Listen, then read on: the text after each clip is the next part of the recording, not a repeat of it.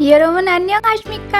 Hello everyone. दोस्तों, Korean entertainment industry आज एक बड़ी इंडस्ट्री बन गई है और ऐसे ऐसे अवार्ड्स अपने नाम कर रही है जो बड़ी बड़ी इंडस्ट्रीज भी हासिल नहीं कर पाई हैं, जिसमें ऑस्कर से लेकर इंटरनेशनल एमी अवार्ड्स भी शामिल हैं। जी हाँ दोस्तों, हिस्ट्री में फर्स्ट टाइम कोरिया ने इंटरनेशनल एमी अवार्ड अपने नाम किया है, जो कि लास्ट ईयर रिलीज हुए show the Kings of action को दिया गया है। तो मैं आपको इस हिस्टोरिकल वेब सीरीज और इस अवार्ड के बारे में बताऊं, उससे पहले अगर आपने अभी तक हमारे चैनल को सब्सक्राइब नहीं किया तो कर लीजिए, साथ ही नोटिफिकेशन बेल भी ऑन कर लीजिए, जिससे ऐसे ही लेटेस्ट न्यूज आपको मिलती रहे। दोस्तों, अगर आप एक के ड्रामा लवर हैं, तो इससे बड़ी कोई न्यूज आपके लिए नहीं हो सकती कि आपके फेवरेट कोरियन ड्रामास को इंटरनेशनल अवार्ड दिए जाएं। तो मैं आपको बिना देर किए बता दूं कि लास्ट ईयर रिलीज हुई web series the Kings of action को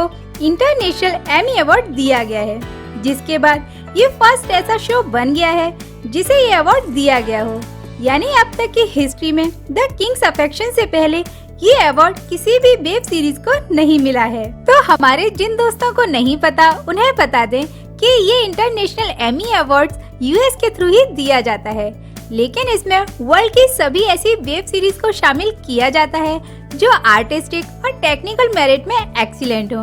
वहीं अगर इसकी कैटेगरी की बात करें तो इसमें कई कैटेगरीज डिवाइड की गई हैं, like program category, performance category, news and current affairs category और किड्स कैटेगरी।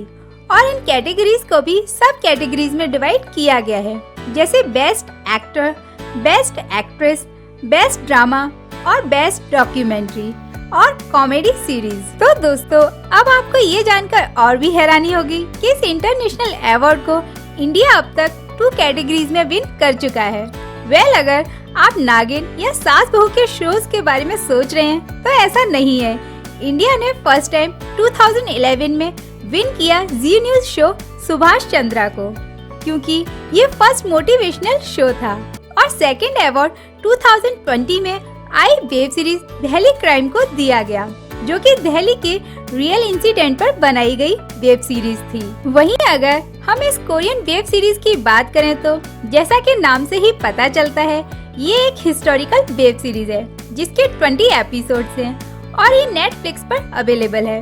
वहीं अगर स्टोरी पर नजर डालें तो क्राउन प्रिंस वाइफ यानी महारानी ट्विंस चिल्ड्रंस को जन्म देती हैं, जिसमें एक लड़का और एक लड़की होती है। लेकिन उस जमाने में ट्विंस का बॉर्न होना एक श्राप माना जाता था, इसलिए महारानी अपनी बेटी को सबसे छुपा कर रखती हैं। इसलिए किसी को पता ही नहीं चल पाता कि उनकी एक बेटी भी है।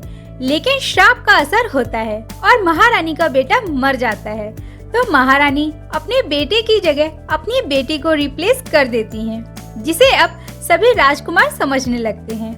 और यहीं से स्टोरी में ट्विस्ट आता है। यानी आगे की स्टोरी जानने के लिए आपको ये वेब सीरीज देख ही लेनी चाहिए और जानने की कोशिश करनी चाहिए कि आखिर इस वेब सीरीज में ऐसा क्या है जो इसने छोटे पर्दे यानी टेलीविजन की दुनिया का सबसे बड़ा अवार्ड विन कर लिया है। और हमारे जिन दोस्तों ने ये वेब सीरीज देख ली है, वो मुझे कमेंट सेक्शन में बताएं कि आपको ये वेब सीरीज कैसी लगी। हम मिलेंगे आपसे नेक्स्ट वीडियो में। Till then take care and सारंगेयो।